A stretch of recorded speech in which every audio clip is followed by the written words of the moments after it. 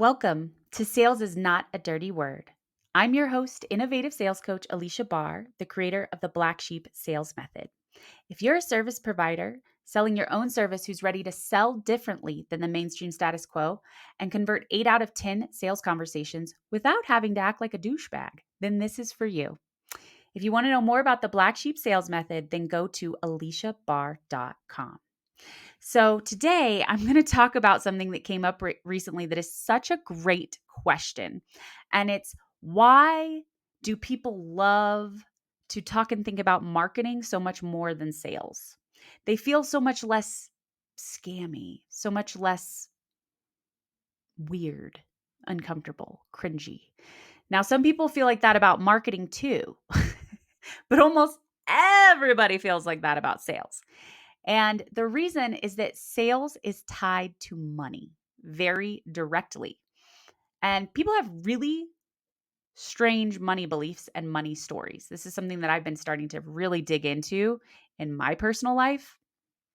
You know, I definitely have the money story that you need to work really hard to make money and that it's not easy or fun and things like that, which are simply not true, right? There are a lot of people who find out that the thing that is effortless to them is very valuable to others, but they feel bad charging for it, right? Because it's like, it only takes me a short amount of time. So how can I charge that much per hour? And it's like, it's not about the hours. Why would you pay more for something to take longer?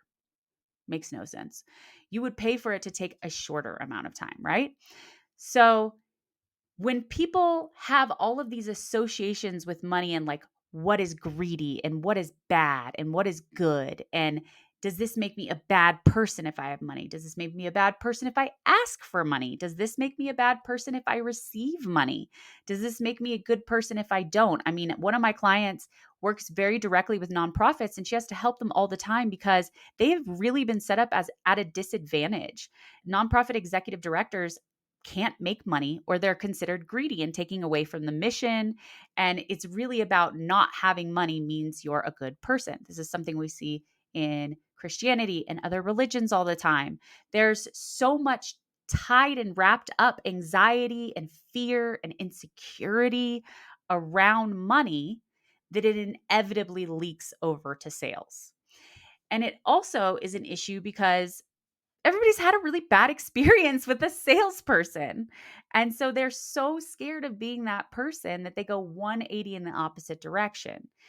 And really, if you are selling something that gets people results, you're doing them a disservice by not selling it to them because you're right. The majority of people are scammy. It is so much of like a dog eat dog world. Like, I got to get mine. And, if you say yes to it, then that's on you for being that dumb, right? That's a common philosophy or approach instead of it being like a win-win and coming from a place of abundance, as people in the woo-woo world say. So when you come from a place of abundance, it's not about scrimping and getting money wherever you can. And as a result, you make way more money. Now, marketing feels very passive, right? Oh, I can just post this. I can just write this. And I don't have to like look at anyone's face while I'm doing it. I don't have to hear their voice. I don't have to be rejected. I don't all of those things that are also tied to emotions, right? Now, if somebody posts something and hears crickets, that feels like a rejection and it sucks and it makes them never want to post something again or put something out there or run another sale or whatever. However, it is definitely less risk to do that than to have a direct conversation with somebody. So the fact that you can have a direct conversation with somebody and then ask for money at the end feels terrifying to a lot of people. And the way to really overcome this is to have wording that you feel represents you authentically. So in the case that I talked about earlier, where somebody's underselling themselves, for example, because they're so scared of overpromising, right? I don't want to tell them that they get this result because there's this scenario that they don't get it, and there's that scenario, and I'm not sure. So say it. Say it out loud. Say, as long as you have this resource, this many hours, this much of a financial runway, then you will be able to get results. say what the contingencies are. And you know what? If there's not a way to know, like for example, with marketing, I mean, we are going to test things for at least 90 days. And ideally, we're aiming to get a result before then. However, we will know what works. It's a trial and error kind of thing. There's no guarantees with marketing. We can make the best educated guess based on the data and our experience. And that is what we can promise. And you can say that with confidence, right? And that confidence is something that your prospect feels on a deeper level and makes them trust you. The fact that you're not promising the whole world is actually very attractive because most people are promising the whole world. And it does sound too good to be true because it is too good to be true. So, a way for you to naturally influence your confidence and your feelings around receiving money is to say it in a way that you can feel confident standing behind. You're not going to feel like a scammy salesperson who's lying. You're simply communicating what's necessary for results, and you can feel good about saying that that's the result they're going to get. Now, as far as the rejection piece, there are other elements coming into play that are causing a rejection. So the solution for those are to proactively overcome objections. Definitely check out my episode on checking questions. It's going to help you a ton with that. You're probably not talking to the right people. So you're going to want to check my episode about pre-qualification because a lot of people think, oh, if I just talk to a ton of people, I'm going to get more sales. Not if they're the wrong people. Just because somebody has a pulse and wants to talk to you does not mean they're the right fit. And also just because they have a pulse and a working credit card definitely doesn't make them a right fit, because if anybody's ever experienced a nightmare client, then you know that some money is not better than no money. Okay. So you need to filter out people more so on the front end, and there won't be as many rejections. And also proactively overcome objections throughout your conversation so there won't be a rejection. Then the only time that there's a quote unquote rejection, because it's never a rejection, it's just somebody making the right choice for them. And it has literally nothing to do with you. It has everything to do with their concern of like, oh my God, if I make this investment, what if I'm wrong? What if I waste this money? What if I lose this money? You know, that's the first thought they're having. It's about them. It's not about you. And if you're still experiencing people saying no, then that's probably because they actually weren't a good fit. If you're doing all of those other things first, right? So there are ways to really tweak things and get better results rather than just avoiding it altogether. And as far as like how to feel comfortable receiving money, because a lot of people just feel weird asking for and receiving money, I will just say, have you ever done something for free for somebody? And if you haven't, maybe just do it. Just do it one time, because you'll experience them not getting results and wasting your time, and you'll never want to do it again. So not only is it just fair for you to get paid for your skill set and the results that you provide, it's also in the best interest of the other person. So let me tell you a little story.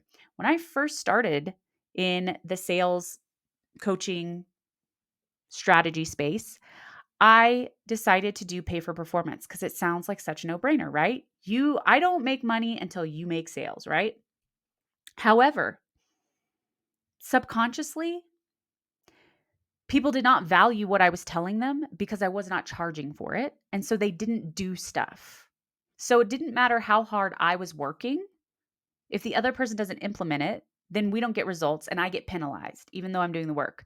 There was also this strange subconscious thing going on where people were thinking, oh, well, I don't want to make a sale because then I have to pay Aleasha money. Even if they had more money by paying me, they still didn't want to, right?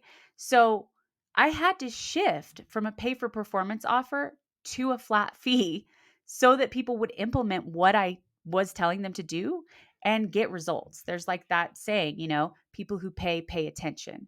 So if you have any doubts about whether it's in the best interest of the other person, I dare you to do what you do for free, and you will see the difference. So if you truly care about people, because I know that a lot of people are thinking, oh, well, it's not about me. I don't need to make money. Whatever. I'm just a good person and I do stuff for people and I offer value and support and blah, blah, blah. Yeah, well, you're not giving people value by giving it to them for free because they're not going to value it and they're not going to do it. So if you can try to shift your mindset around that and understand that like you are doing people a disservice by not charging enough. I've even charged not enough before and had people just ghost me. They just didn't check in. Even though I reached out, they didn't communicate with me because they hadn't paid enough for it to matter to them. So this is a very real thing. When it comes to money, there's so many strange emotions and beliefs and subconscious patterns attached to it. And I hope this helps you in feeling more empowered to have that sales conversation and the marketing conversation, right? And if you want words that are going to make you feel even better in your sales conversation, then that's what I do. I understand your offer, your audience, and your personality before I create something custom for you. It's based on a proven framework because I have a proven philosophy, and all the words are customized to you. And it is not a word for word script, it is a framework designed to guide you through a conversation effortlessly. And then we also have weekly mastermind sessions where you will practice those softer skills, like when somebody throws you a curveball, what do you do? Or how do you pitch weave? Or how do you overcome objections from a place of curiosity instead of defense? And those things empower you to be able to handle yourself in any conversation because there's no way to script a conversation when there are two humans in it who are the most unpredictable thing in the world. It's just impossible. So, a framework is what's going to guide you better, and then mastering those soft skills. And so, if you want words that are going to communicate the value of what you offer in a way that you can feel really good about, because so many times people come to me and they feel bad asking for what they're asking for. And it's because they're not doing their offer justice, right? They're saying, oh, it's 4 sessions. And it's like, it's 4 sessions that get you a new job making $500,000, a resume review, a community, and unlimited support in between. It's not just 4 sessions. And once we adjusted the way he was explaining that, people understood the value and were shocked that it was so cheap. So if you want support around that, then please book a sales level up call. And thank you so much for listening, and I will see you next time.